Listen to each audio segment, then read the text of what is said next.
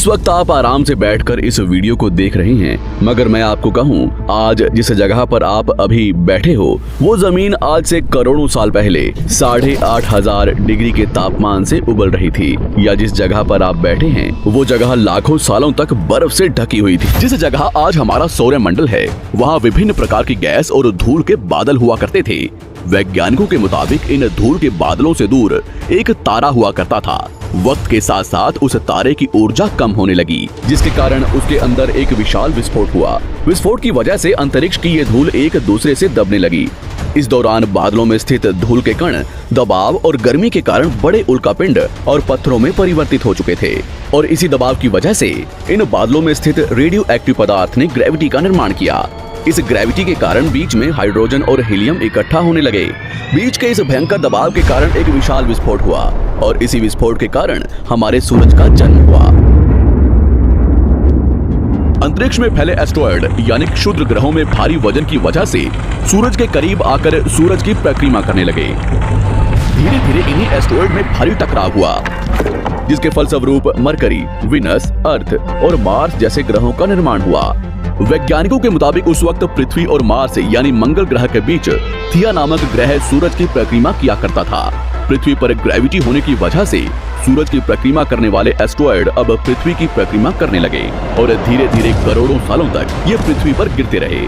और ऐसी ही घटना हमारे पड़ोसी ग्रह थिया पर भी हो रही थी, जिसके कारण थिया पृथ्वी के और करीब आने लगा और आकर पृथ्वी से टकराया। इस भयंकर टकराव की वजह से पृथ्वी के हिस्से कणों के रूप में अंतरिक्ष में फैल गए और एक रिंग्स की तरह पृथ्वी की परिक्रमा करने लगे। इन्हीं परिक्रमा करते हुए कणों में टकराव होने लगा, जिसके कारण हमारे चांद का निर्माण हुआ। उस वक्त पृथ्वी पर सिर्फ एक ही समुद्र हुआ करता था, और वो था 1900 डिग्री सेल्सियस की तापमान पर उबलते हुए लावे का। उबल रही थी वो सारी चीजें जिसे आज आप अलग अलग नाम से जानते हैं। वक्त के साथ साथ पृथ्वी धीरे धीरे ठंडी हो रही थी, जिसके कारण पृथ्वी के भारी तत्व जैसे धातु और रेडियो एक्टिव पदार्थ पृथ्वी के केंद्र में जाकर इकट्ठा हो गए और हल्के पदार्थ पृथ्वी की सतह पर आ गए। लाखों सालों तक पृथ्वी पर उल्कापिंडों की बरसात हुई, और इन गिरते हुए उल्कापिंडों में जमा था नमक, मिनरल्स और पानी। करोड़ों सालों तक इन उल्कापिंडों की बरसात होती रही, और धीरे धीरे पृथ्वी की ऊपरी सतह पानी से ढकने लगी। वैज्ञानिकों के मुताबिक यही वो वक्त था जब दूर गहरे पानी के अंदर निकलते ज्वालामुखियों से पहली बार सूक्ष्म जीवों का निर्माण हुआ। लाखों सालों बाद एक वक्त ऐसा आया जब पृथ्वी की पूरी सतह पानी से ढक चुकी थी। हमारी पृथ्वी के सबसे अंदर का कोर रेडियो एक्टिव पदार्थ से बने होने की वजह से हरदम गर्म होता रहता है, लेकिन जब भी पृथ्वी की ऊपरी जमीन ठंडी हो जाती है तब पृथ्वी के अंदर की गर्मी बाहर नहीं निकल पाती, जिसके कारण ज्वालामुखियों का निर्माण होता है। और उस वक्त कुछ ऐसा ही हुआ। पानी से ढकी हुई पृथ्वी पर हजारों की तादाद में ज्वालामुखी निकलने लगे, और आने वाले लाखों सालों तक इन ज्वालामुखियों का निकलना जारी रहा, जिससे पानी के ऊपर जमीन का निर्माण हो रहा था। इस वक्त भी पृथ्वी पर वातावरण न होने की वजह से अंतरिक्ष से उल्कापिंडों की बरसात हो रही थी। आज से लगभग 300 करोड़ साल पहले पृथ्वी पर ऐसा वक्त आया जब पृथ्वी का वातावरण लगभग स्थिर होने लगा था। ज्वालामुखी निकलने धीरे हो गए थे, और पृथ्वी का एक दिन 12 घंटे का हुआ करता था। साल बीतते गए, और धीरे धीरे ये सूक्ष्म जीव विकसित होते गए और समूह में रहने लगे।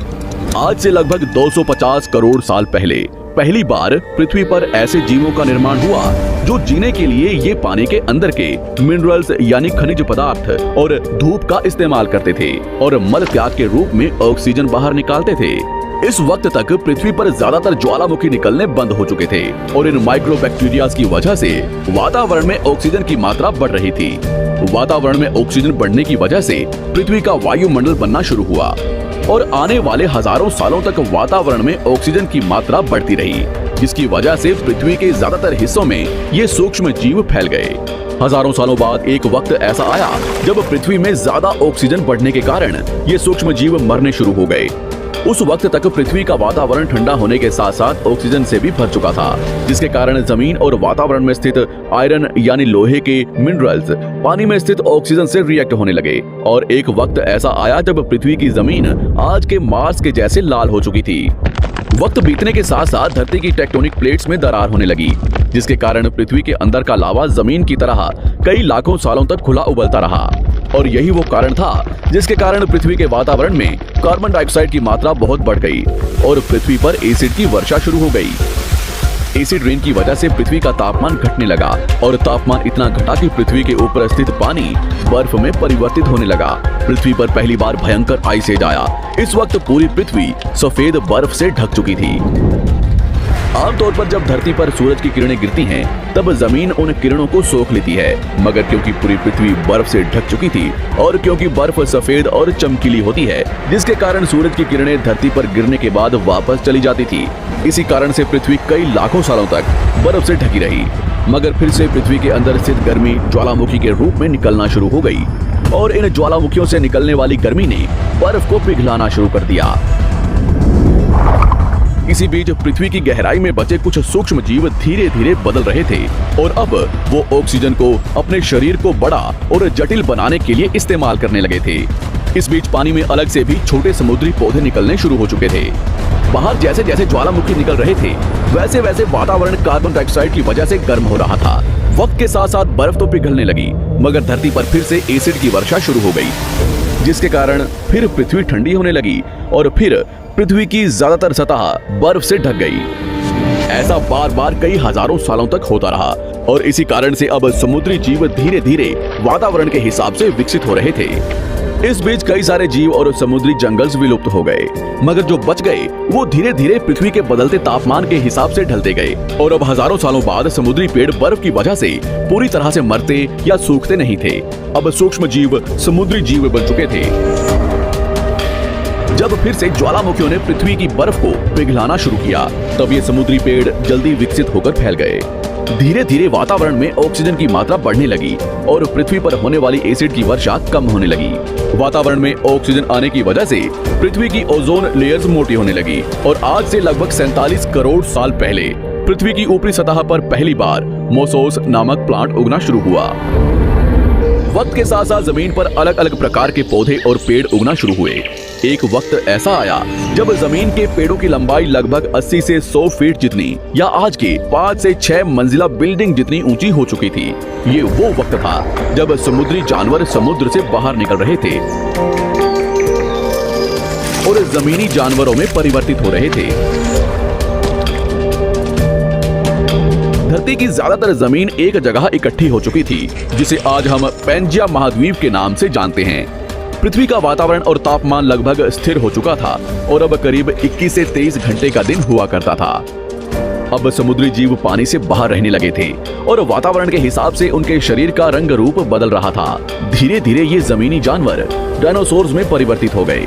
जिन डायनासोर्स ने पेड़ पौधे खाने शुरू कर दिए, उनका शरीर लंबा और विशाल रूप से विकसित होने लगा। कुछ डायनासोर्स शिकार किया करते थे, जिसके कारण वे छोटे और तेज होते चले गए।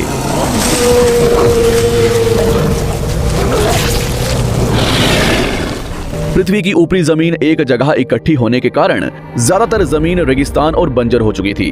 ज्यादातर जंगल समुद्र के करीब हुआ करते थे, जिसमें डायनासोर्स रहा करते थे। आज से लगभग 20 करोड़ साल पहले पैंजिया महाद्वीप टूटना शुरू हो गया। पैंजिया के विभाजित होने की वजह से पृथ्वी की ज्यादातर ऊपरी जमीन पानी के संपर्क में आने लगी, जिसके फलस्वरूप पृथ्वी पर हरियाली बढ़ती गई, जिस वजह से डायनासोर्स और ज्यादा विभिन्न और विशाल होते चले गए। डायनासोर्स ने आने वाले लगभग 20 से 30 करोड़ सालों तक पृथ्वी पर राज किया। उस वक्त डायनासोर्स समुद्र से लेकर जमीन और आसमान तक पूरी पृथ्वी पर राज किया करते थे। इस दौरान अफ्रीका से टूटा भारत सीधे आकर आज के तिब्बत से टकराया और इस टकराव की वजह से हिमालय का निर्माण हुआ। आज से लगभग 6.5 करोड़ साल पहले पृथ्वी की तरफ आज के माउंट एवरेस्ट से भी बड़ा लगभग 4.5 लाख करोड़ किलो जितना वजनिया उल्कापिंड लगभग 80,000 किलोमीटर प्रति घंटे की स्पीड से पृथ्वी की तरफ आ रहा था। पृथ्वी की सतह को छूते ही उसमें भयंकर आग लगी और वो जलते हुए सीधा पृथ्वी से टकराया। इस टकराव से निकलने वाली ऊर्जा आज के 10 करोड़ परमाणु बम एक साथ फटने के बराबर थी। जहां ये उल्कापिंड गिरा, वहां के जानवर और पेड़ तुरंत भाप बनकर जल गए। गिरते ही पृथ्वी पर पूरी तरह धूल फैलने लगी। समुद्र में भयंकर बाढ़ आने लगी। भूकंप और आग ने पृथ्वी को जलाना शुरू कर दिया। कुछ ही घंटों में पूरी पृथ्वी के वातावरण में हानिकारक गैस और धूल की वजह से पृथ्वी नर्क हो चुकी थी। डायनासोर्स, घुटन, आग और भूखमरी से पूरी तरह विलुप्त हो गए। इस वक्त हमारे पूर्वज जमीन के अंदर रहा करते थे, जिसके कारण वो इस विशाल प्रलय से बच गए। पृथ्वी का वातावरण पूरी तरह से काला और अंधेरा हो चुका था, जिससे धूप भी जमीन तक नहीं पहुंच पा रही थी। पृथ्वी के पेड़ और ज्यादातर जानवर विलुप्त हो गए। वातावरण में धूल और हानिकारक गैस के कारण पृथ्वी पर फिर से एसिड की वर्षा शुरू हो गई और फिर पृथ्वी ठंडी होकर बर्फ से ढक गई। लेकिन इस बार पृथ्वी की बर्फ लाखों सालों तक नहीं जमी रही और 80 से 90 हजार साल बाद ये बर्फ पिघलनी शुरू हो गई। जैसे ही धरती पर वातावरण फिर से पहले जैसा होने लगा, वैसे ही ये छोटे जीव जमीन से बाहर आना शुरू हो गए।